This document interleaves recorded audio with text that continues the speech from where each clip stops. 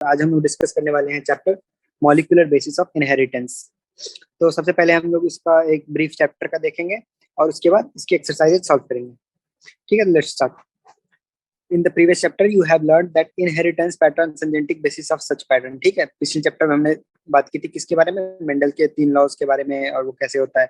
इसमें हम बात करेंगे वो लॉ एक्चुअल मॉलिक्यूलर लेवल पे, डीएनए के लेवल पे कैसे काम करती हैं। ठीक है, at the time of Mendel the nature of those factors was not clear कि वो क्या है, प्रोटीन है या फिर कार्बोहाइड्रेट है, फैट्स है, क्या है।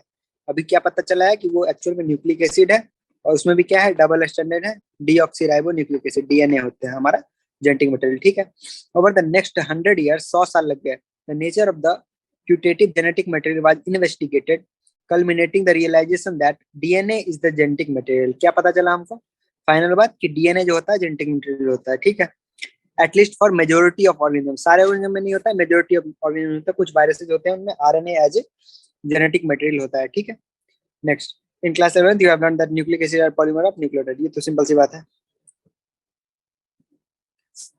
ठीक है, deoxyribonucleic acid and ribonucleic acid, एक होता है डीएनए और एक आरएनए।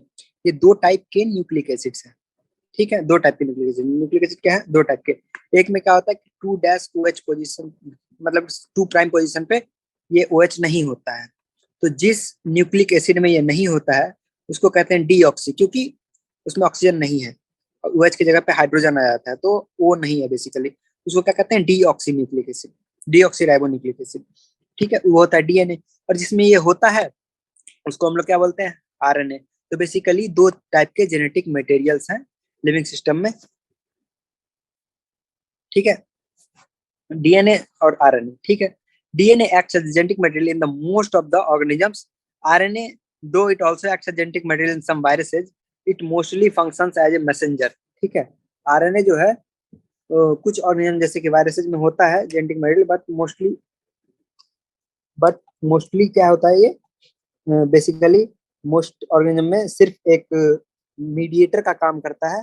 मोस्टली क्या करता है, एक मीडिएटर का काम करता है। ठीक है, RNA has additional roles as well. RNA के पास एडिशनल रोल क्या होता है, जैसे कि 3 टाइप के आरएनए होते हैं हमारे, एम आरएनए, आर आरएनए और टी आरएनए।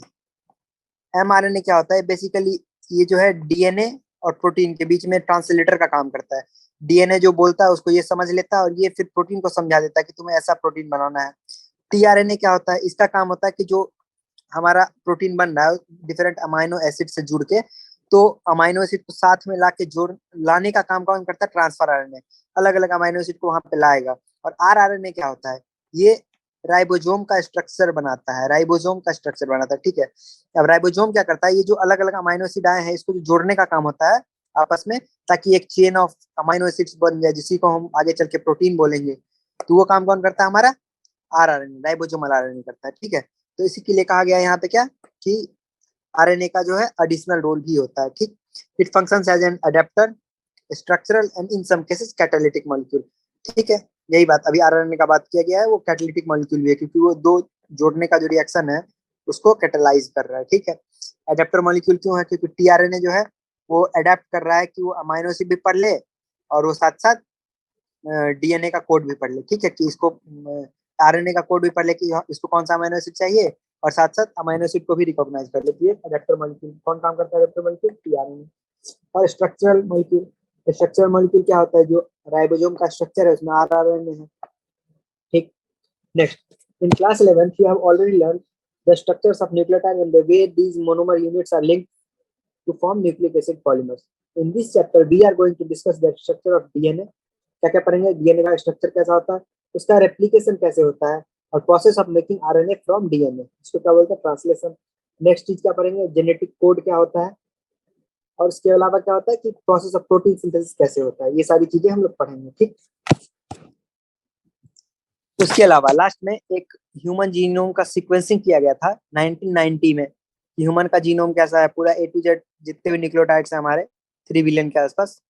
ठीक है, सबके बारे में हमने सीक्वेंसिंग किया था कि ATCG का क्या पैटर्न है हमारे बॉडी में। ठीक है, उसके बारे में लास्ट में हम लोग डिस्कस करेंगे। ठीक है, चलो शुरू करते हैं सबसे पहले डीएनए से। नेक्स्ट, डीएनए क्या है, DNA is a long polymer of deoxyribonucleotides. ठीक है। The length of DNA is usually defined as the number of nucleotides present in it. ठीक है। लेंथ ऑफ डीएनए कैसे हम लोग करते हैं, ये नहीं बोलते कि हाँ 2 मीटर का डीएनए है, 100 मीटर का डीएनए है, 15 सेंटीमीटर का डीएनए। हम डीएनए को कैसे डिफाइन करते हैं कि इसमें इतना न्यूक्लियोटाइड है, 2000 है, 5000 है, 10,000 है, जितना भी है। हमारे केस में 3.3 × 10⁻⁹ है ह्यूमन के केस में। ठीक ठीक है। अब एक ऑर्गेनिज्म का कितना लंबा डीएनए है वो उस ऑर्गेनिज्म के लिए फिक्स होता है। ठीक है। टोटल डीएनए का लेंथ, जैसे कि एक बैक्टीरियोफेज 174 है, इसको कॉलीफेज 174 बोलते हैं। इसके में कितना है 5386 न्यूक्लियोटाइड्स। बैक्टीरियोफेज लैम्डा, उसमें कितना है 48502। और इसमें बेस पेयर है, ये देख यहाँ पे लिखा हुआ है बेस पेयर, उसमें लिखा है न्यूक्लियोटाइड। क्या अंतर है? इसका मतलब कि जो बैक्टीरियोफेज 5 है ना वो सिंगल स्ट्रैंडेड है, उसके में एक ही डीएनए का या फिर आरएनए का वो है बेसिकली सेगमेंट। ठीक है। इसके में इतना न्यूक्लियोटाइड है। लेकिन बैक्टीरियोफेज लैम्डा में क्या है, डीएनए है। और डीएनए क्या होता है, हमेशा हमेशा तो नहीं होता, एक दो ऑर्गेनिज्म एक्सेप्शन में है, बाकी most of the places 99.9% of the places में क्या होता है, डीएनए डबल स्टैंडर्ड होता है। तो इसके में डीएनए डबल स्टैंडर्ड है, तो 48502 बेस पेयर है। ठीक है। इकोलाई में कितना है 4.6 × 10⁻⁶ है। ठीक है। ये सारी चीजें एमसीक्यू में बहुत फ्रिक्वेंटली आती है, तो ये याद होना चाहिए चारों। और हैप्लॉइड कंटेंट, अगर haploid content of human DNA है तो कितना है 3.3 × 10⁻⁹ यानी कि जो हमारा एन है, जैसे हैप्लॉइड सेल्स है हमारे, स्पर्म है, ओवम है, उसमें इतना डीएनए होता है। तो नॉर्मल एक सोमैटिक सेल का अगर आ गया, डिप्लॉइड सेल का किसी भी, उसमें क्या होगा, इसको 2 से मल्टीप्लाई कर देंगे, 6.6 × 10⁻⁹ कर देंगे। ठीक।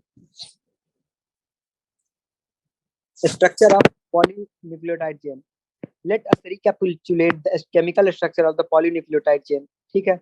डीएनए और आरएनए, न्यूक्लियोटाइड में 3 कंपोनेंट्स होते हैं। क्या क्या कंपोनेंट्स होते हैं? एक नाइट्रोजनस बेस होगा, दूसरा एक पेंटोज शुगर होगा जो कि राइबोज शुगर होगा in the case of RNA, और डीऑक्सीराइबोज शुगर होगा in the case of DNA. Deoxyribose sugar क्या होता है, जिसमें 2' पोजीशन पे OH नहीं होता है। ठीक। नेक्स्ट, और एक फॉस्फेट ग्रुप, यानी कि 3 चीजें होती है बेसिकली एक न्यूक्लियोटाइड में। ठीक है। न्यूक्लियोटाइड में डीएनए और आरएनए क्या है, पॉलीमर ऑफ न्यूक्लियोटाइड है। न्यूक्लिक एसिड क्या है, पॉलीमर ऑफ न्यूक्लियोटाइड है। तो उसमें क्या होगा, बहुत सारा न्यूक्लियोटाइड होगा। अब एक न्यूक्लियोटाइड का 3 कंपोनेंट है, नाइट्रोजनस बेस, पेंटोज शुगर और फॉस्फेट। ठीक। There are 2 types of nitrogenous base. 2 type of nitrogenous base होता है, कौन सा, प्यूरिन और पिरामिडिन। ठीक है। प्यूरिन में आता है एडेनिन और ग्वानिन, और पिरामिडिन में आता है साइटोसिन, यूरासिल, थियामिन, थाइमिन। ठीक। नेक्स्ट, साइटोसिन जो है is common for both DNA and RNA. अब यहाँ पे क्या होता है ना, कभी कभी कंफ्यूजन करने के लिए थियामिन लिख देगा, बट थियामिन क्या होता है, विटामिन B2 का नाम होता है। ठीक है। B1 का बेसिकली, सॉरी, B1 का, थियामिन B1 का नाम होता है। तो अगर ये आ जाए तो वो डीएनए नहीं हो, कभी आ सकता है कि जब the following is not a nucleotide, तो उसमें थाइमिन की जगह थियामिन लिख दे और तुम कंफ्यूज हो जाओ, इसको ध्यान रखना है। ठीक है। Next, uracil is present in RNA eight the place of thymine. RNA में क्या होता है कि थाइमिन नहीं होता, उसकी जगह पे क्या होता है, उसकी जगह पे यूरासिल होता है। A nitrogenous base is linked to OH of 1 prime carbon of pentose sugar through N-glycosidic linkage। ये याद रखना, कौन सा लिंकेज होता है, N-glycosidic linkage, such as adenosine और deoxyribonucleic। अब देख, जो अगर एडेनिन, ग्वानिन, साइटोसिन, थाइमिन है, अगर ये एडेनिन जो नाइट्रोजनस बेस है एक पेंटोज शुगर से जुड़ गया 1' पोजीशन से उसके, तो ये टोटल स्ट्रक्चर मिलके क्या बन जाएगा, क्या बन जाएगा, ये बन जाएगा एक एडिनोसिन, यानी कि न्यूक्लियोटाइड नहीं बनेगा बेसिकली, नाइट्रोजन स्पेस न्यूक्लियोसाइड बन जाएगा। ठीक। ठीक है। न्यूक्लियोसाइड बन जाएगा, न्यूक्लियोसाइड बन जाएगा। ठीक है। नेक्स्ट, न्यूक्लियोसाइड क्या होता है, adenosine, deoxy adenosine, guanosine, deoxy guanosine, cytidine, deoxy cytidine, और यूरिडिन और डीऑक्सीथाइमिडिन। डीऑक्सी यूरिडिन क्यों नहीं होगा, क्योंकि डीएनए में यूरासिल आता ही नहीं है। ठीक है। डीएनए में आता नहीं है, सिर्फ आरएनए में आता है। ठीक है। When a phosphate group is linked to OH of 5' position of nucleoside through phosphoester linkage, कौन सा लिंकेज, फॉस्फोइस्टर लिंकेज, फॉस्फोडाइस्टर नहीं, यहाँ पे फॉस्फोइस्टर है, इसको भी ध्यान रखना है। ठीक है। फॉस्फोइस्टर लिंकेज एक करस्पॉन्डिंग न्यूक्लियोटाइड या फिर डीऑक्सी न्यूक्लियोटाइड बनता है। ठीक है। The 2 nucleotides are linked through 3' 5' phosphodiester linkage. ठीक है। अब देखो क्या है, सबसे पहले ये नाइट्रोजनस बेस था, इसमें जब ये जुड़ गया, जब इतना पार्ट आ गया, इसको क्या बोलेंगे, न्यूक्लियोसाइड बोलेंगे। अब जब इसमें ये जुड़ गया, जब ये जुड़ गया, तो इतने पार्ट को क्या बोलेंगे, न्यूक्लियोटाइड। और ये कौन सा बॉन्ड से जुड़ा हुआ है, ये वाला कौन सा बॉन्ड है, ये है फॉस्फोइस्टर लिंकेज। लेकिन जब ऐसा एक और आ गया, ऐसा एक और आ गया, तो दो दो फॉस्फो के बीच में दो एस्टर का लिंकेज है, ये हो गया फॉस्फोडाइस्टर लिंकेज। तो ये न्यूक्लियोटाइड था टोटल। अब ये दो न्यूक्लियोटाइड, तीन न्यूक्लियोटाइड, चार मिलके एक न्यूक्लियोटाइड चेन बनाएंगे, पॉलीमर बनाएंगे, जिसको हम लोग क्या बोलेंगे, nucleic acid. More nucleotides can be joined in such manner to form a polynucleotide chain. A polymer thus formed has one end free phosphate moiety and at 5' end of the sugar, which is known as the 5' end of the polynucleotide chain. ठीक है, अब जब ऐसा बनेगा तो एक and पे क्या होगा, फॉस्फेट फ्री रहेगा। ठीक है, इस एंड पे जैसे फॉस्फेट फ्री है, तो ये वाला एंड को क्या बोलते हैं हम लोग, 5' end of the polynucleotide chain. दूसरी तरफ एक ऐसा एंड होगा जहां पे एक फ्री OH ग्रुप होगा, उस एंड को क्या बोलते हैं, 3' end of the polynucleotide chain. The backbone of the polynucleotide chain is formed by क्या, सुगर और फॉस्फेट। बैकबोन किससे बना है, देखो सुगर और फॉस्फेट से बैकबोन बना है, और इधर भी मान लो एक ऐसे जोड़ दोगे तो एक सीढ़ी की टाइप का बन जाएगा ना। तो उसका बैकबोन किससे बना है, फॉस्फेट और शुगर से, और साथ ही उसमें लैडर्स कौन बना रहा है, नाइट्रोजनस बेस। ठीक है, project from the backbone, the nitrogenous base link to the sugar project from the backbone. ठीक है, in RNA every nucleotide residue has an additional OH group present at 2' position of the ribose। ठीक है, RNA के nucleotides में क्या होता है कि 2' पोजीशन पे एक एक्स्ट्रा OH ग्रुप है। Also in RNA the uracil is found at the place of thymine। DNA एक एसिडिक सब्सटेंस है, DNA कैसा सब्सटेंस है, एसिडिक। सबसे पहले फ्रेडरिक मिक्सचर जो है इसको 1869 में डिस्कवर किए थे। ये सब चीज आता है नीट में, तो उसको याद करके रखना है। He named it as nuclein. However, due to technical limitation in isolating such a long polymer intact, elucidation of the structure of DNA remained elusive, यानी कि छिपा हुआ, for a very long period of time. It was only in 1953 जब James Watson और Francis Crick क्या किए, x ray diffraction का use करके, एक्सरे डिफ्रैक्शन डेटा का यूज करके क्या किए, double helix model of the structure of the DNA को रिड्यूस किए। ठीक है, ठीक है। Next, one of the hallmarks of their proposition was base pairing. ठीक है, वन ऑफ द हॉलमार्क क्या था कि बेस पेयरिंग, जिसमें कि एडेनिन जो है थाइमिन के साथ करेगा और गुआनिन साइटोसिन के साथ पेयरिंग करेगा। ठीक है, अब देखो यहाँ पे ये क्या लिखा हुआ है, however this proposal was also based on the observation of Rabin Chargaff that double stranded DNA ratio between AT and GC are constant and equals to 1। तो मतलब ये जो वाटसन और क्रिक जो दिए थे डबल हेलिक्स मॉडल, इसके लिए इन्होंने चारगाफ का एक ऑब्जर्वेशन का यूज किया था। चारगाफ ने बताया कि जितना ए होता है उतना ही टी होता है, जितना जी होता है उतना ही सी होता है। तो इससे इन्होंने ये डिड्यूस कर लिया कि ए और टी आपस में लिंक रहते हैं, और जी और सी आपस में ट्रिपल बॉन्ड के थ्रू लिंक रहते हैं, डबल बॉन्ड के थ्रू रहते हैं। ठीक है, वो बाद में देख लेंगे। Next, the base pairing confers a very unique property to the polynucleotide chain. They are said to be complementary to each other and therefore the sequence of base of one strand is known, then the sequence of other strand can be predicted। ठीक है, ये चीज समझ गए कि एक का पता रहेगा दूसरे का पता चल जाएगा।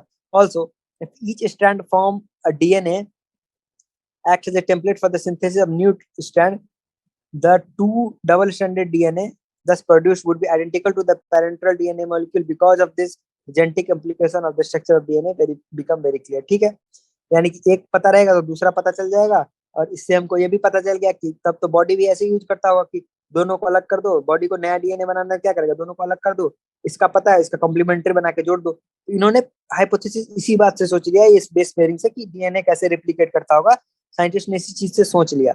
अब ठीक है, डबल हेलिक्स का फीचर सब है कि दो पॉलीन्यूक्लियोटाइड चेन होता है, बेस बैकबोन किससे बना रहेगा, शुगर फॉस्फेट से नाइट्रोजन बेस प्रोजेक्ट करेगा। दो चेन जो होता है एंटी पैरेलल होता है, एक 5' to 3' है तो अगला 3' to 5' होगा। The base in the two sequences are paired through hydrogen bond।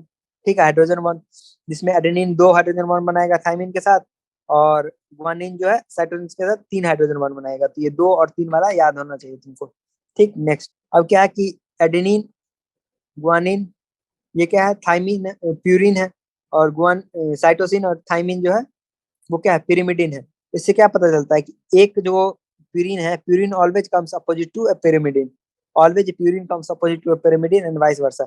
इसके कारण क्या होता है कि जो अप्रोक्सीमेटली यूनिफॉर्म डिस्टेंस होता है दो strands of the DNA helix के बीच में। ठीक, next, the two chains are collided in right handed fashion. यानी कि जो चेन है ना वो आगे चल के क्या होता है, हाँ, वो चेन आगे चल के जो है कॉम्पैक्ट होता है इस तरह से, राइट हैंडेड फैशन में, राइट हैंडेड फैशन में इसका टर्निंग होता है। ठीक है, ठीक है। The pitch of the helix, pitch of the helix क्या होता है, पिच ये होता है, पिच ये होता है, ठीक है। जहां से मुड़ रहा है ना वो दो उसके बीच का difference. The pitch of the helix कितना होता है? 3.4 नैनोमीटर, और उसमें 10 बेस पेयर आते हैं, यानी कि एक बेस पेयर के बीच में कितना आएगा? 0.3 नैनोमीटर का डिफरेंस आएगा। यानी ये जो दो लैडर के दो स्टेप्स हैं, इसके बीच में 0.34 नैनोमीटर का डिस्टेंस है। ये सब डेटा याद रखना। The plane of one base pair stacks over the other in double helix, ठीक है।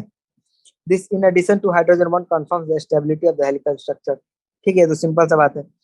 नेक्स्ट नेक्स्ट क्या है? The proposition of the double helix structure of the DNA and its simplicity explaining the genetic implication become revolutionary, ठीक है। ये जो structure दिया उसी से उसका क्या हुआ कि रिप्लिकेशन का अपने आप आइडिया लग गया ना कि इस तरह से बॉडी करती होगी, ठीक है। तो ये बहुत ही ज्यादा आगे चल के काम आया।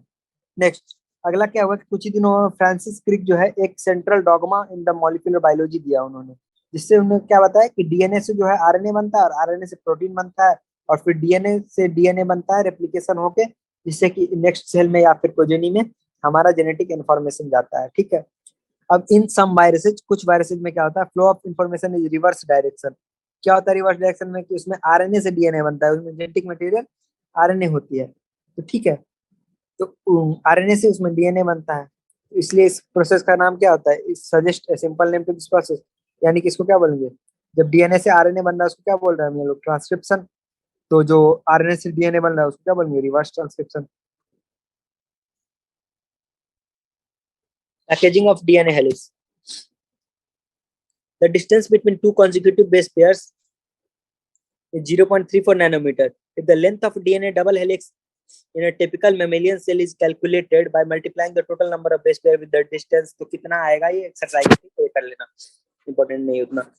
In prokaryotes such as E. coli, though they do not have defined nucleus, the DNA is not scattered throughout the cell. Prokaryote में क्या होता है कि उनमें न्यूक्लियस नहीं है, लेकिन इसका मतलब ये नहीं कि पूरे सेल में कहीं भी बिखरा हुआ हो, एक डेफिनेट जगह पे ही होता है, ठीक है। तो डीएनए जो कि निगेटिवली चार्ज होता है और एसिडिक होता है, is held with some protein that have positive charges in a region termed as nucleoid. The DNA in nucleoid is organized into large loops held by proteins, ठीक है। यानी कि बेसिकली यही कहना चाह रहा है कि प्रोकैरियोट्स में डीएनए बिखरा हुआ नहीं रहता, उसमें भी एक जगह पे इकट्ठा ही होता है। In eukaryotes this organization is much more complex. There is a set of positively charged basic protein, जिसको क्या कहते हैं? Histone. A protein acquires charge depending upon the abundance of amino acids residue within the charge side chains, ठीक है। Histones are rich in the basic amino acid residue lysine and arginine. Both amino acid residues carry positive charges in their side chains. Histones are organized to form unit of 8 molecule, जिसको क्या कहा जाता है? Histone octamer, ठीक है। ऐसा होता है हिस्टोन। ये इसके अंदर 8 हिस्टोन के मोनोमर आ रहे हैं और एक ये आ रहा है, ये अलग सा H1 हिस्टोन, ठीक है। ये 8 बनाते हैं और इसके चारों तरफ जो डीएनए लपेटा जाता है, ठीक है। और इस तरह से डीएनए का ऑर्गेनाइजेशन होता है हमारे न्यूक्लियस के अंदर। The negatively charged DNA is wrapped around the positively charged histone aptamer to form a structure, जिसको क्या बोलते हैं? न्यूक्लियोसोम। इस स्ट्रक्चर को क्या बोलते हैं? न्यूक्लियोसोम, ठीक है। नेक्स्ट, ए टिपिकल न्यूक्लियोसोम में 200 बेस पेयर होता है एक डीएनए हेलिक्स में। Nucleosomes consist a repeating unit of sister nucleus of chromatin, जिसको क्या कहता है? थ्रेड लाइक स्ट्रेंड बॉडीज, ऐसा दिखता है, ठीक है। यानी कि ये जो दिख रहा है ना, इस धागे में बीच बीच में गांठ है, ये सारा न्यूक्लियोसोम है, ये छोटे छोटे गोल गोल। Typically how many beads do you present in the mammalian cell? Mammalian cell में कितना होगा? हमारे में 3.3 इंटू 10 की पावर 9 है, और हर 200 पे एक आता है, तो उसको 200 से डिवाइड कर दो, आ जाएगा, ठीक है। The beads on string structure chromatin is packaged to form chromatin fibers that are further coiled and condensed at metaphase of stage to form chromosome, ठीक है। यानी कि ये जो ऐसा ऐसा बीड ऑन स्ट्रक्चर है, ये फिर आपस में ऐसे ऐसे ऐसे बना लेता है, बाद में फिर ये ऐसे ऐसे ऐसे बना लेता है, और फिर और धीरे धीरे कॉम्पैक्शन होकर इस टाइप का क्रोमोसोम बना लेता है, ठीक है। वही चीज बता रहा है। इसके अलावा द पैकेजिंग में कुछ ऐसे पॉजिटिवली चार्ज प्रोटीन्स होते हैं अलग से, जो कि हिस्टोन नहीं होते हैं, उसको क्या बोलते हैं? नॉन हिस्टोन क्रोमोसोमल प्रोटीन्स, ठीक है। Non histone chromosomal protein in a typical nucleus some region of chromatin are loosely packed. जब ये वो बन जाता है ना हमारा, क्या बोलते हैं इसको? क्रोमोसोम, तो कुछ रीजन इसमें लूजली पैक्ड होता है, कुछ रीजन टाइटली पैक्ड होता है। जो टाइटली पैक्ड होगा वहां पे अच्छे से क्या होगा कि हमारा ट्रांसक्रिप्शन हो नहीं पाएगा, तो वो पार्ट जो है बेसिकली रिडंडेंट होता है, वहां से कोई भी प्रोटीन सिंथेसिस या आरएनए सिंथेसिस नहीं होता है। ठीक है, ठीक है, वो नहीं होता है। तो chromatin that is more densely packed, और वो स्टेन करेगा डायरेक्ट, ऑब्वियसली बात है कि जो ज्यादा डेंस होता है वो कभी भी हमारा स्टेनिंग में डार्क ही होता है। तो उसको कहते हैं हेटेरोक्रोमेटिन, और वहां से कुछ भी सिंथेसिस ऑफ द आरएनए नहीं होता है। और जो लूजली पैक्ड होता है वो स्टेन करता है लाइट, उसको बोलते हैं euchromatin. Euchromatin is said to be transcriptionally active chromatin, well as heterochromatin is inactive. ठीक, next. Even though the discovery of nuclein by Michner and the proposition of the principles of inheritance by Mendel were almost at the same time, but the DNA acts as genetic material took long to be discovered and proven. In 1926, the quest to determine the mechanism for genetic inheritance has reached the molecular level. The previous discoveries by Gregor Mendel and Walter Sutton, Thomas Hart Morgan and numerous other scientists have narrowed the search of organisms located in the nucleus. ठीक है, मतलब basically जो genetic material क्या है उसका search हुआ, तो कई सारी साइंटिस्ट जो हैं उनके कामों से धीरे धीरे धीरे धीरे चल के पता चला हमें कि जो जो जेनेटिक मटेरियल है वो डीएनए होता है, ना कि प्रोटीन या कार्ब्स। ठीक है, अब देखो ग्रिफिथ का एक्सपेरिमेंट था, क्या था इसमें बेसिकली उन्होंने स्ट्रेप्टोकोकस निमोनिया पे एक्सपेरिमेंट किया कि सबसे पहले दो स्ट्रेन, एक स्मूथ स्ट्रेन लिया और एक रफ स्ट्रेन लिया। स्मूथ स्ट्रेन को जब माइस में डालते थे तो माइस मर जाता था, और रफ स्ट्रेन था उसमें वायरुलेंस नहीं था, यानी बीमारी नहीं करवा सकता, उसको माइस में डालते तो माइस बच जाता था। उन्होंने क्या किया कि ऐसे स्ट्रेन लिया, उसको हीट किल किया, और माइस में मतलब कि मार दिया इसको, ऐसे स्ट्रेन के बैक्टीरिया को हीट से मार दिया, और उसके बाद माइस में डाला, माइस बच गया। लेकिन जो ऐसे स्ट्रेन के बैक्टीरिया को मार दिया और उसके बाद उसके साथ जिंदा आर स्ट्रेन का बैक्टीरिया डाल दिया, उसको माइस में डाल तो माइस बच गया। तो उन्होंने क्या कंक्लूजन किया कि ऐसे स्ट्रेन में से कुछ ऐसा चीज ऐसे स्ट्रेन में होता है जो कि आर स्ट्रेन में जाके उसको ट्रांसफॉर्म कर दिया वायरुलेंट बैक्टीरिया में, ट्रांसफॉर्म क्या कर दिया वायरुलेंस बैक्टीरिया में। तो ये ट्रांसफॉर्मिंग प्रिंसिपल उन्होंने ग्रिफिथ ने दिया। उन्होंने क्या कंक्लूडेड किया कि R strain bacteria has somehow been transformed into heat killed by S strain bacteria ने उसको ट्रांसफॉर्म कर दिया वायरुलेंट फॉर्म में।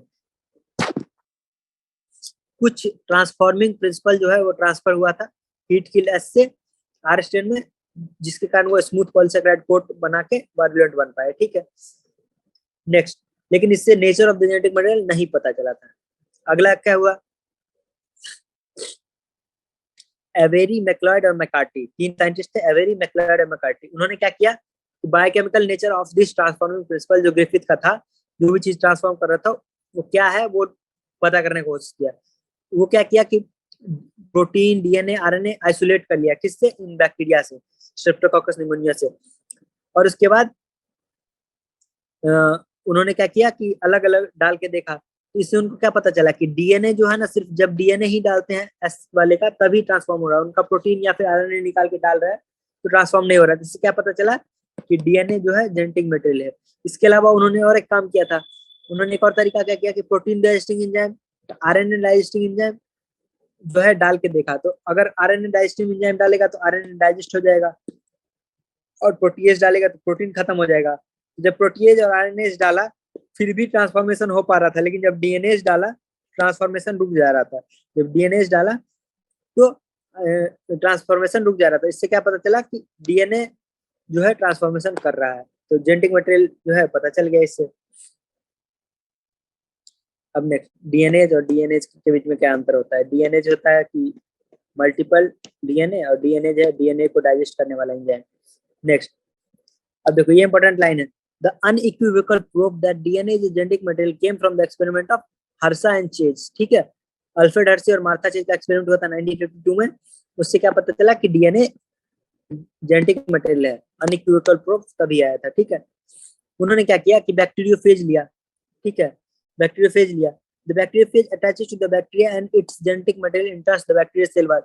The bacterial cell wall treats the viral genetic material as its own and subsequently manufacture more virus. ठीक है, basically पता है ना कि बैक्टीरिया में बैक्टीरियोफेज कैसे करता है।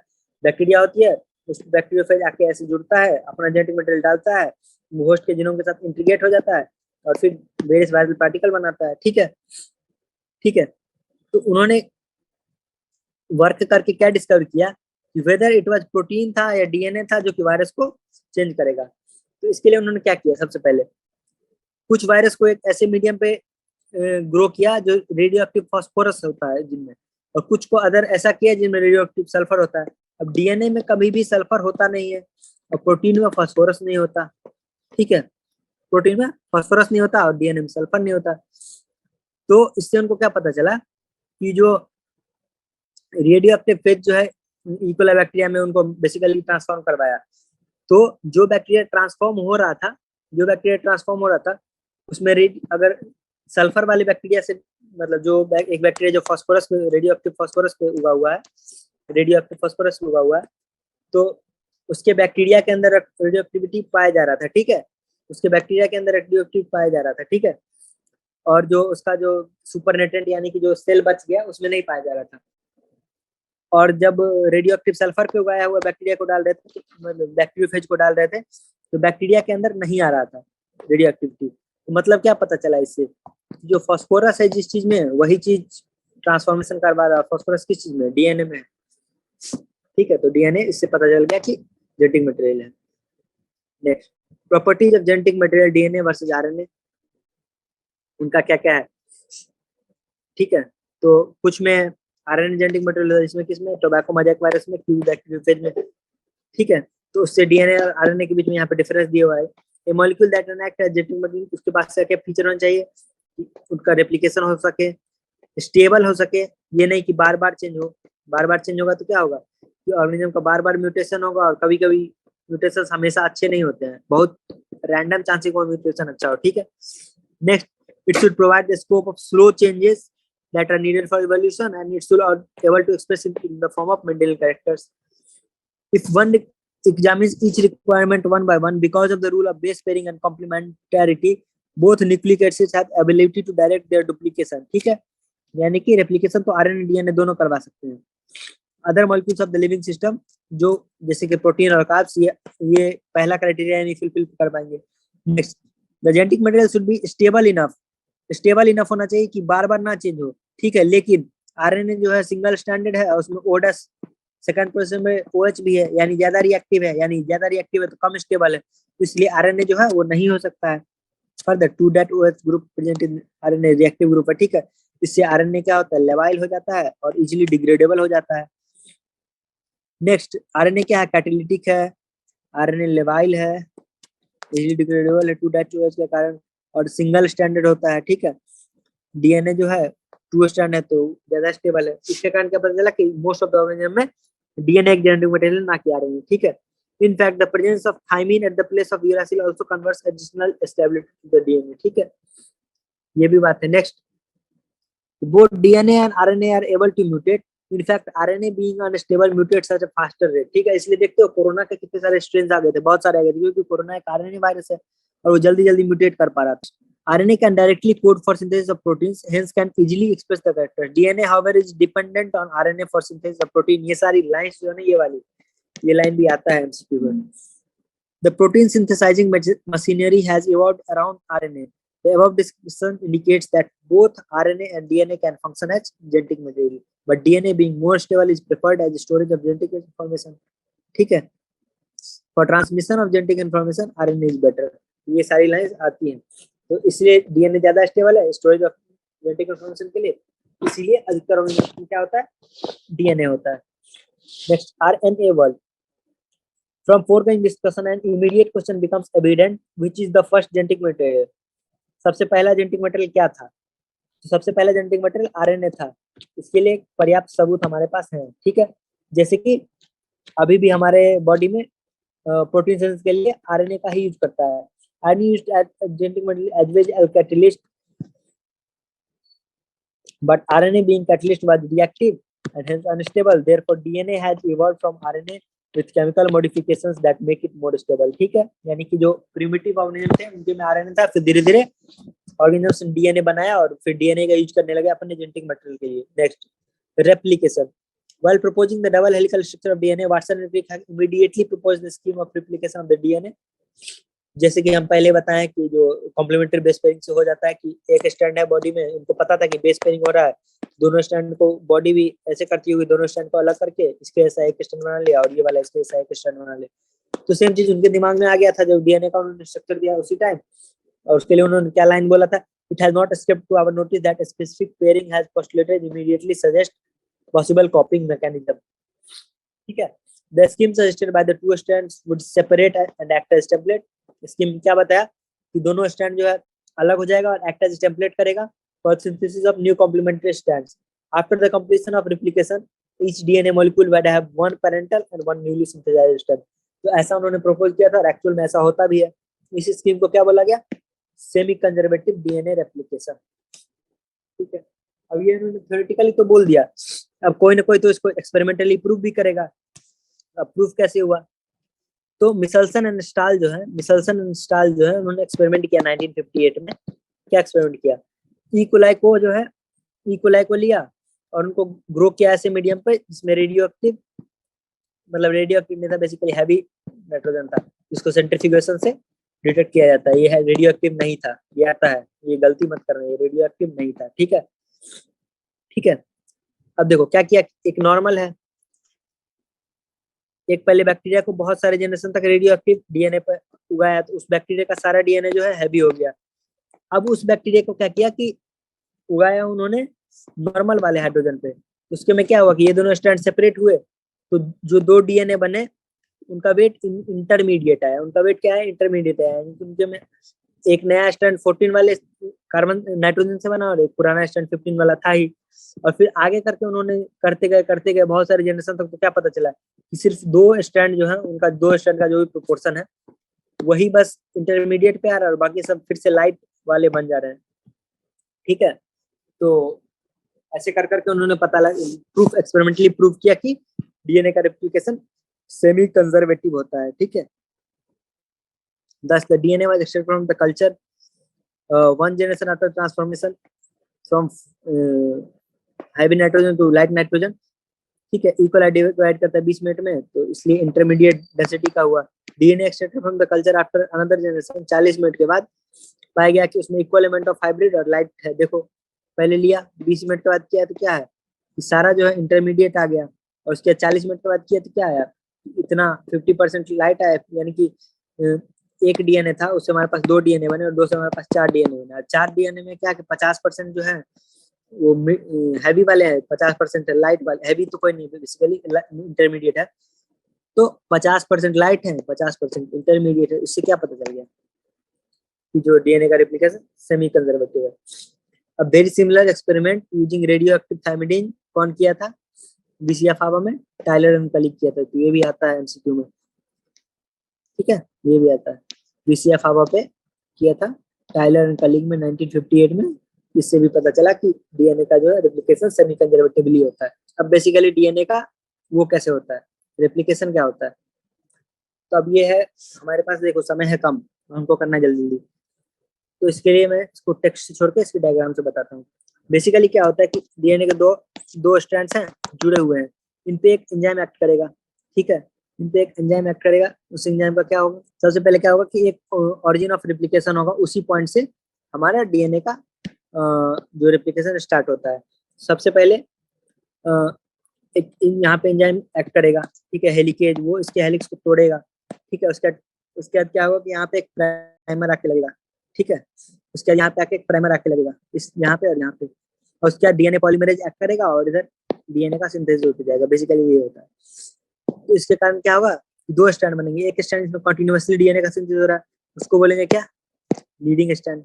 एक दूसरा स्ट्रैंड रहेगा जिसपे डीएनए का, अब यहाँ क्योंकि सबसे पहले इतना ही खुला होगा, सबसे पहले यहाँ पे प्राइमर लगा होगा, ये बन गया इधर, क्योंकि हमेशा 3' to 5' के डायरेक्शन में ही डीएनए का वो होता है रेप्लिकेशन, सॉरी 5' to 3' के डायरेक्शन में। ठीक है, 5' to 3' के डायरेक्शन में। अब देखो यहाँ से तो डीएनए बन गया है, अब ये फर्दर खुलेगा मान लो, तो ये वाला तो ऐसे आगे चला जाएगा, लेकिन यहाँ पे खुलेगा, फिर से यहाँ पे प्राइमर लेगा, फिर से इतना दूर बनेगा। तो ये वाला स्ट्रैंड पे बहुत सारे छोटे छोटे फ्रेगमेंट्स में डीएनए बनता है। छोटे छोटे फ्रेगमेंट्स को क्या बोलते हैं, ओकाजाकी फ्रेगमेंट्स। स्ट्रैंड को क्या बोलते हैं, लैगिंग स्ट्रैंड। ठीक है, यही सारा चीज इस टेक्स्ट में लिखा हुआ है, स्पीड लिखा हुआ है, रेप्लिकेशन फॉर्क बनता है, एक तो कंटिन्यूअस होता है, एक तो डिसकंटिन्यूअस होता है। और जब डिसकंटिन्यूअस होता है तो ये सारे स्ट्रैंड्स आपस में एक एंजाइम होता है डीएनए लाइगेज, उसके थ्रू जोड़ के और फिर नया डीएनए बन जाता है। ठीक है, बेसिकली हमको जितना टाइम मिला है, ये तो डीएनए रेप्लिकेशन पढ़ाने में 30-40 मिनट लगेगा। जब पूरा अगर डिटेल में पढ़ाया जाए कैसे रेप्लिकेशन फॉर्क बनता है, बबल बनता है, चीजें होती है, लेकिन ये वन सेट क्लास है, सो I can't help it. Next, transcription, the process of कॉपिंग of genetic information from one strand of DNA into RNA, उसको क्या बोलते हैं? ट्रांसक्रिप्शन। यहाँ पे भी प्रिंसिपल ऑफ कॉम्प्लीमेंटारिटी लगता है। However, unlike in the process of replication, जब एक बार स्टार्ट हो जाए तो सारा डीएनए ही रिप्लिकेट होता है। ट्रांसक्रिप्शन में ऐसा नहीं होता है, सिर्फ स्पेसिफिक सेगमेंट ऑफ डीएनए, जिस प्रोटीन का जब जरूरत है उस टाइम पे वही प्रोटीन बस सिंथेसाइज होता है, ठीक है। This necessitates defining of boundaries that would demarcate region and stand of the DNA that would be transcribed. Why both strands are not copied during transcription? Simple बात है कि दो स्ट्रैंड जो है, अगर दोनों टेम्पलेट की तरह पे काम करेंगे, they would form RNA molecule with different sequence. Obvious सी बात है। अब देखो एग्जांपल ए टी सी जी, यहाँ पे क्या होगा? टी ए जी सी। अब इससे टी ए जी सी से कौन सा आरएनए बनेगा और इससे कौन सा आरएनए बनेगा? इससे बनेगा ए यू सी जी, इससे बनेगा यू ए जी सी। तो ये अलग आरएनए हो गया, ये अलग आरएनए हो गया, तो ये प्रोटीन भी अलग बनाएगा, ये अलग प्रोटीन बनाएगा। इसीलिए डिफाइन होता है कि दोनों स्ट्रैंड कॉपी नहीं होते हैं। जो एक ही स्ट्रैंड होता है वो कॉपी होके आरएनए बनाता है, उस स्ट्रैंड को बोलते हैं टेम्पलेट स्ट्रैंड। और दो जो दूसरा स्ट्रैंड बोलते हैं उसको बोलते हैं कोडिंग स्ट्रैंड। वो कुछ नहीं करता है लेकिन मिसनोमर है, वो उसको बोलते हैं कोडिंग स्ट्रैंड, ठीक है। ठीक है, अब समझ में आ गया दो डिफरेंट प्रोटीन कैसे बनेगा, ये तो समझ में आ गया। Secondly, the two RNA molecules if produced simultaneously would be complementary, hence would form double stranded RNA. This would prevent RNA from being translated into protein. ठीक है, तो इसके लिए क्या होता है कि एक ट्रांसक्रिप्शन यूनिट बनता है। ट्रांसक्रिप्शन यूनिट में क्या होता है? प्रोमोटर, एक स्ट्रक्चरल जीन और एक टर्मिनेटर, ठीक है। यानी कि जो डीएनए से जो आरएनए बनता है उसके लिए जो एक रीजन होता है डीएनए का जहां जिसका रेप्लिकेशन होता है उसको क्या बोलते हैं? Structural gene. और उसका तीन पार्ट होता है, प्रोमोटर, स्ट्रक्चरल जीन और थोड़ा। There is a convention in defining the two strands of DNA. क्या कन्वेंशन है? Since two strands have opposite polarity, the DNA dependent RNA polymerase हमेशा किस डायरेक्शन में काम करेगा? 5' to 3' डायरेक्शन में। इसीलिए जो स्ट्रैंड जिसकी पोलैरिटी 3' to 5' के डायरेक्शन में है, तो स्ट्रैंड दैट है, जैसे कि यहाँ पे ये वाली स्ट्रैंड है ना, ये 3' to 5' के डायरेक्शन में जा रही है, ठीक है। इसको क्या बोलते हैं? Template strand. और एक दूसरा स्ट्रैंड है जो 5' to 3' जिसकी पोलैरिटी है, उसको क्या बोलते हैं? Coding strand. Strangely, this strand which does not code for anything is referred to as coding strand, जो कि मिसनोमर है, ठीक है। All the reference point while defining a transcription unit is made with coding strand, ठीक है।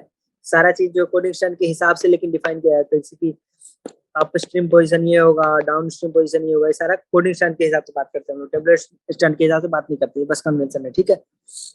The promoter and the terminator flank the structural gene in transcription unit, ठीक है। Promoter और टर्मिनेटर के बीच का जो रीजन होता है क्या बनाता है? Structural gene. The promoter is said to be located toward 5' end of the structural gene. Reference is made with respect to coding, यानी कि कोडिंग स्ट्रैंड के 5' end की तरफ क्या होता है? प्रोमोटर, और 3' end की तरफ टर्मिनेटर, ठीक है। और स्ट्रक्चरल जीन क्या होता है? It is the DNA sequence that provides binding site for RNA polymerase and it is the presence of a promoter in a transcription unit that also defines template and coding strand. अब promoter जहां पे लगे रहेगा उसके हिसाब से coding strand और template strand define होगा, ठीक। Next, by switching its position with terminator the definition of coding and template strand would be reversed. ये बहुत इंपॉर्टेंट लाइन, इसको याद रखना। यानी कि अगर ये प्रोमोटर यहाँ पे लग जाए, प्रोमोटर यहाँ पे लग जाए, टर्मिनेटर यहाँ पे लग जाए, तो जो प्रोमोटर लगा है, जो प्रोमोटर लगा है वो जिस के 3' के पास होगा वो वाला मेन स्टैंड बन जाएगा। अगर प्रोमोटर यहाँ लग जाएगा ना तो ये वाला स्टैंड का सिंथेसिस मतलब ट्रांसक्रिप्शन होने लगेगा और ये वाला कोडिंग स्टैंड बन जाएगा। ये बात यहाँ पे कहना चाह रही है एनसीईआरटी, ठीक है। The terminator located to 3' end. There are additional regulatory sequences that may present further upstream or downstream. Some of the properties of these sequences shall be discussed while dealing the regulation of gene. Transcription unit and a gene. A gene is defined as the functional unit of inheritance. Though there is no ambiguity that genes are located on the DNA, it is difficult to literally define a gene in terms of DNA sequence. The DNA sequence coding for tRNA और RNA molecule वो भी होता है gene, ठीक है। Therefore by defining, देखो क्या होता है कि जीन क्या होता है ये डिफाइन करने बोल रहा है, लेकिन डीएनए के सीक्वेंस को हम लोग सिर्फ डायरेक्टली नहीं बोल सकते कि ये जीन है या नहीं है, क्योंकि कभी कभी क्या है कि वो आरएनए या फिर टीआरआरएनए के लिए भी सिंथेसिस कर रहा है, तो उसको भी जीन बोल देंगे, लेकिन वो तो कोई प्रोटीन बना नहीं रहा। इसीलिए क्या डिफाइन किया गया, सिस्ट्रोन। सिस्ट्रोन क्या है, सेगमेंट ऑफ डीएनए जो कि पॉलीपेप्टाइड के लिए कोड करेगा, ठीक है, यानी कि ऐसा डीएनए का सीक्वेंस जिससे एमआरएनए बने और उससे आगे चल के प्रोटीन बने, ठीक है। The structural gene could be monocistronic, ठीक है, और पॉलीसिस्टोनिक। मोनोसिस्टोनिक किसमें होता है, यूकैरियोट में। पॉलीसिस्टोनिक किसमें होता है, प्रोकैरियोट में। In eukaryotes the monocistronic structural gene have interrupted coding sequences. The genes in eukaryotes are split. Gene कैसे होते हैं, स्प्लिट होते हैं, ठीक है। The coding sequences are expressed sequence. देखो क्या होता है बेसिकली कि ऐसे जीन है, इसका ये वाला पोर्शन हो जाएगा, फिर ये वाला, मतलब जो ऐसे इससे जो एमआरएनए बनेगा ना, तो इसमें ये वाले पोर्शन से प्रोटीन बनेगा, इससे बनेगा, और इस वाले से बनेगा ही नहीं, ये वाला कुछ नहीं करेगा। तो बाद में क्या होता है कि इसको काट के पहले हम लोग हटा देते हैं, फिर जोड़ के एक नया टाइप का आरएनए बनाते हैं मैच्योर करके, और फिर उससे प्रोटीन बनाते हैं। तो ये जो प्रोसेस होता है कि जिसमें कि सारा सीक्वेंस जो है नहीं हो, बीच बीच में अलग सीक्वेंस है जो कि नॉन प्रोटीन सिंथेसाइजिंग हो, इसको क्या बोला जाता है, इंट्रॉन्स। और जो जिस सेगमेंट से प्रोटीन सिंथेसाइज होता है उसको बोलते हैं एक्सॉन, ठीक है। Exons are said to be those sequences that appear in the mature or processed DNA. The exons are interrupted by interons. The introns are intervening sequences that do not appear in the mature RNA. Thus, split gene arrangement is further complicates the definition of gene in terms of DNA segment. अब एक DNA segment को तुम gene बोल दोगे, लेकिन यहाँ पे तो बीच बीच में वो पॉलीपेप्टाइड बना ही नहीं रहा बीच बीच के सेगमेंट, तो कैसे जीन बोल सकते हो। इसीलिए जीन को डिफाइन जनरली नहीं किया जाता, सिस्टोन को किया जाता है। Inheritance of a character is also affected by promoter and regulatory sequence, ठीक है। Hence, sometimes the regulatory sequence are loosely defined as regulatory genes, even though these sequences do not code for any protein. यानी कि कभी कभी क्या होता है कि जो ट्रांसक्रिप्शन या ट्रांसलेशन है उसके लिए कुछ प्रोटीन, मतलब कुछ सेगमेंट्स होते हैं वो रेगुलेटरी होते हैं, वहां ताकि कोई मॉलिक्यूल बाइंड करता है तभी स्टार्ट या टर्मिनेट होता है प्रोसेस, तो उसको भी हम लोग रेगुलेटरी जीन बोल देते हैं, लेकिन वो तो कोई प्रोटीन बना रहे हैं, उसको हम लोग क्यों जीन बोल रहे हैं, यहाँ पे दुविधा हो जाती है, इसलिए हम लोग सिस्टोन को डिफाइन करते हैं। अब नेक्स्ट क्या, अभी तक तो आधा ही चैप्टर हो गया और 1 घंटा होने वाला है। टाइप्स ऑफ आरएनए और process of transcription. In the bacteria there are 3 major types of RNA, mRNA, tRNA और rRNA. All three RNA are needed to synthesise a protein. एक प्रोटीन बनाने के लिए तीनों आरएनए चाहिए, ठीक है। नेक्स्ट, एमआरएनए क्या करता है, टेम्पलेट में देता है। टीआरएनए क्या करता है, अमाइनो एसिड को लाता है और जेनेटिक कोड को रीड करता है। और आरएनए क्या करता है, कैटालिटिक रोल होता है और स्ट्रक्चरल रोल होता है, ठीक है। ये दोनों रोल किसका होता है, आरएनए का। There is a single DNA dependent RNA polymerase that catalyses transcription and all types of RNA in bacteria, ठीक है। There is a single DNA dependent RNA polymerase that catalyses transcription of all types of RNA in bacteria, ठीक है। लेकिन eukaryote में क्या होता है कि 3 टाइप के होता है। प्रोकैरियोट में क्या होता है, एक ही टाइप का आरएनए पॉलीमरेज है और सारे टाइप का बना देगा आरएनए, ठीक है, टी, एम और आर। लेकिन यूकैरियोट्स में क्या होता है कि अलग अलग टाइप का होता है, ठीक है। RNA polymerase binds to promoter and initiates the transcription process, ठीक है। It uses nucleotide triphosphate as substrate. Nucleoside transfer क्या होगा, एटीपी, जीटीपी, सीटीपी और टीटीपी, ठीक है। एडेनोसिन ट्राइफॉस्फेट ये सब का यूज करता है। इसमें क्या होता है, एटीपी में से एपी को यूज कर लेता है ये, और इसके साथ जो 2 अलग पी हैं उनको रिमूव करता है, इससे एनर्जी रिलीज होती है, उस एनर्जी से वो एनर्जी का यूज करके ही ट्रांसक्रिप्शन प्रोसेस होता है, ठीक है। तो अब क्या होता है, सबसे पहले बैक्टीरिया में एक सिग्मा फैक्टर होता है। सिग्मा फैक्टर जब आरएनए पॉलीमरेज से जुड़ जाता है तो स्टार्ट होता है, देखो ऐसे स्टार्ट है सिग्मा, सिग्मा फैक्टर ऐसे स्टार्ट है, जुड़ेगा जब तब स्टार्ट हो जाएगा ट्रांसलेशन का प्रोसेस। अब इससे आरएनए बनते जा रहा है, बनते जा रहा है, बनते जा रहा है, फिर जब टर्मिनेटर रीजन के पास पहुंचेगा तो वहां पे क्या है कि रो फैक्टर क्या है, रोक देगा, रो फैक्टर रोक देगा। तो रो फैक्टर उससे ज्वाइन हो जाएगा आरएनए पॉलीमरेज से। जैसे रो फैक्टर ज्वाइन होगा तो ट्रांसक्रिप्शन का प्रोसेस रुक जाएगा और आरएनए अलग हो जाएगा, ठीक है, ठीक है। Only short once the polymerase is terminate region, the nascent RNA falls off. So or RNA polymerase falls off. This results in the termination of transcription. An intriguing question is that how is the RNA polymerase able to catalyze all 3 steps? which are initiation, elongation और termination, तीनों steps देखिए कैसे कर रहा है।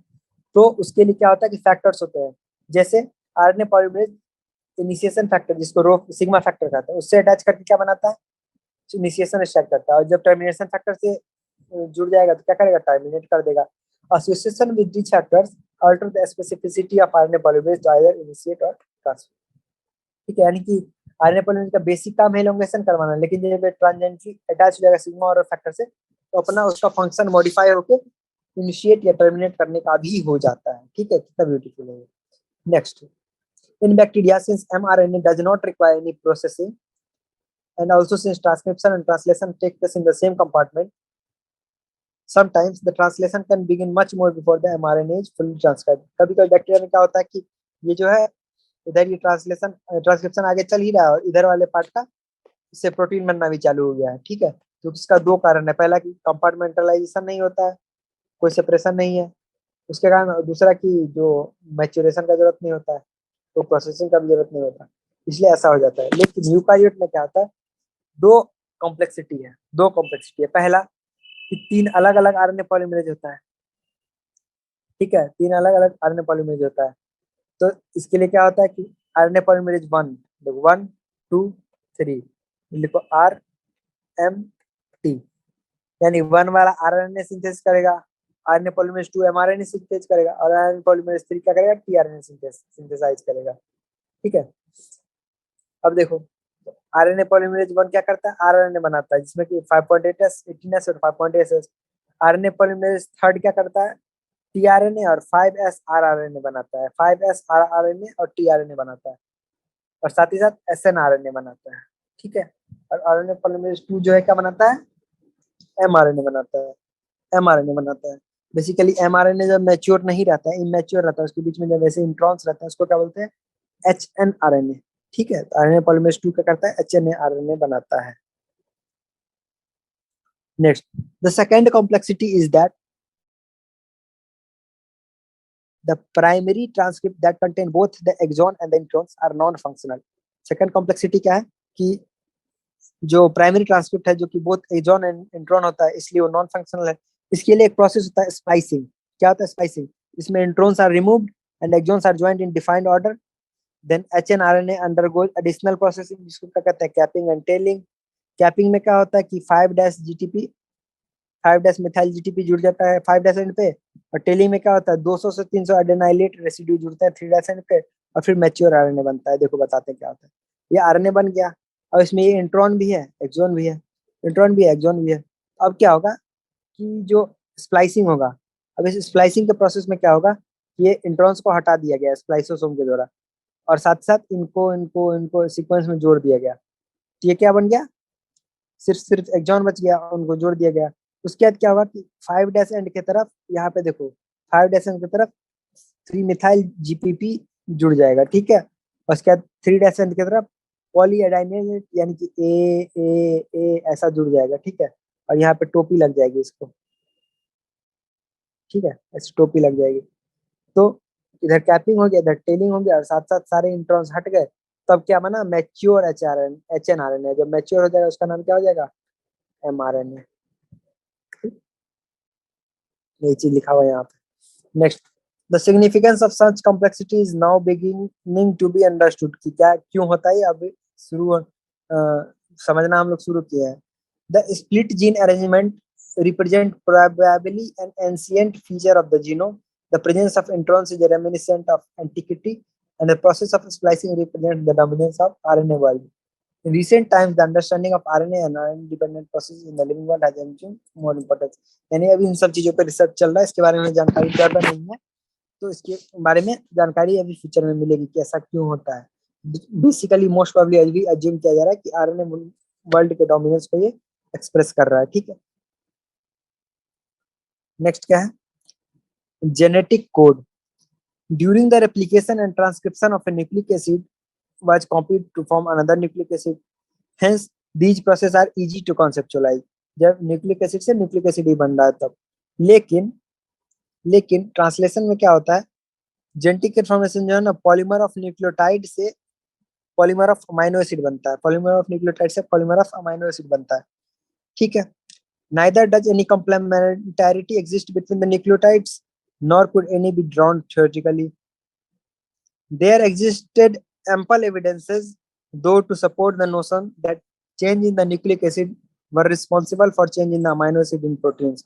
This led to the proposition of a genetic code that could direct the sequence of amino acid during the synthesis of proteins. ठीक है, मतलब क्या कहना चाह रहा है कि ट्रांसलेशन में क्या कि एडिशनल कुछ चीज का जरूरत होगा जिसके थ्रू न्यूक्लियोटाइड से प्रोटीन यानी कि अमाइनो एसिड का सीक्वेंस बने. ठीक है, in if determining the biochemical nature of the genetic material and the structure of DNA was very exciting, the proposition and deciphering of the genetic code was most challenging.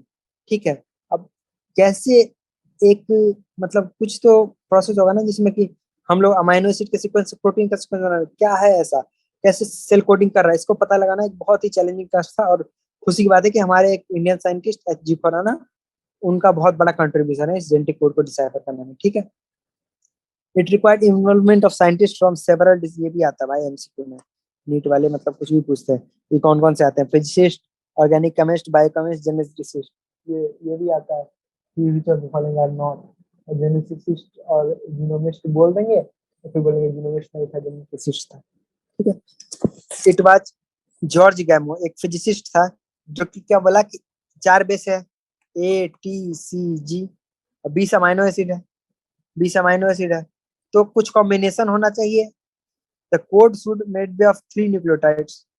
क्यों, अब देखो, अगर एक nucleotide का बनेगा से एक अमाइनो एसिड बन रहा था तो 4 ही बन पाएगा. अगर 2 से बनेगा, ठीक है, 2 से बनेगा कितना आ जाएगा कॉम्बिनेशन, 80 आ जाएगा. ठीक है, मतलब बेसिकली 16 आ जाएगा. 80 टी ए सी सी ए जी जी ऐसे करके करोगे ना 16 आएगा. ठीक है, तो उन्होंने प्रपोज किया कि बेसिकली 3 जो है ना, 3 न्यूक्लिक एसिड के सीक्वेंस से एक अमाइनो एसिड सिंथेसाइज होता है. और ऐसे करके उन्होंने 64 कोडॉन जनरेट किए. 64 कोडॉन को प्रपोज किया कि 64 कोडॉन्स होते हैं. Providing proof that codon was triplet was उससे भी कठिन काम. ठीक है, उससे भी ज्यादा कठिन काम था. इसके लिए क्या किया, केमिकल मेथड डेवलप्ड बाय कौन, Hargobind Khorana was instrumental in synthesising RNA molecules with defined combinations. ठीक है, नाइरेनबर्ग का cell free system for protein synthesis finally help the code to be deciphered. उसके अलावा क्या हुआ कि Ochoa enzyme, Severo Ochoa enzyme was also helpful in polymerising RNA with defined sequencing in a template. ये यहाँ पे आता क्वेश्चन, क्या पता है, टेम्पलेट डिपेंडेंट, टेम्पलेट इंडिपेंडेंट. तो नाइरेनबर्ग का जो सिवेरो का ओकोआ एंजाइम था ना, वो टेम्पलेट के बिना ही हमारा प्रोटीन सिंथेसिस करता था. और उससे धीरे धीरे करके कि किस सीक्वेंस से कौन सा प्रोटीन बन रहा है, वो देख देख के अमाइनो एसिड बन रहा है, वो देख देख के धीरे धीरे सारे कोड्स का वो हुआ कि कौन सा अमाइनो एसिड के कोड से क्या बनता है. जैसे यू फिर से फिनाइल बनता है. उसके अलावा 3 हमारे पास वो है स्टॉप कोडोन है. ठीक है, तो अब जो डीएनए का कोडोन है उसके सैलिएंट फीचर्स देखो. Codon is a triplet. 61 codon code for amino acid and 3 codons do not code for any amino acid, hence they function as stop codon. ठीक, next, some amino acid are coded by more than one codon, यानी कि code degenerate है, यानी कि एक ही amino acid के लिए एक से ज्यादा कोडोन है. Next, the codon is read in mRNA continuous fashion, there are no punctuation, यानी कि U U U A C G होगा. जस्ट यू यू से के बाद ऐसा नहीं कि इसके बाद दूसरा अमाइनो एसिड है तो दो न्यूक्लियोटाइड का गैप के बाद आएगा अगला, नहीं, अगले न्यूक्लियोटाइड से ही शुरू हो जाएगा नेक्स्ट अमाइनो एसिड. ठीक है, next, the code is nearly universal. The code is nearly universal क्यों, क्योंकि बैक्टीरिया टू ह्यूमन में यू यू हमेशा फिनाइल ही कोड करेगा. कुछ एक्सेप्शन है माइटोकॉन्ड्रियल कोडोन में, लेकिन मोस्टली क्या है कि यूनिवर्सल ही है. उसके अलावा एयूजी का डुअल फंक्शन है, ये मिथियोनिन के लिए भी कोड करता है और इनिशिएटर कोडोन भी होता है, यानी कि अधिकतर प्रोटीन जो शुरू होगा ना वो एयूजी से ही शुरू होगा. ठीक है, नेक्स्ट, 3 स्टॉप कोडोन होते क्या है, यूए, यूएजी और UGA. Mutations and the genetic code. The relationship between genes and DNA are best understood by mutation studies. You have studied about mutation and its effect in chapter 4. Effect of large deletions and rearrangement in the segments of DNA are easy to comprehend.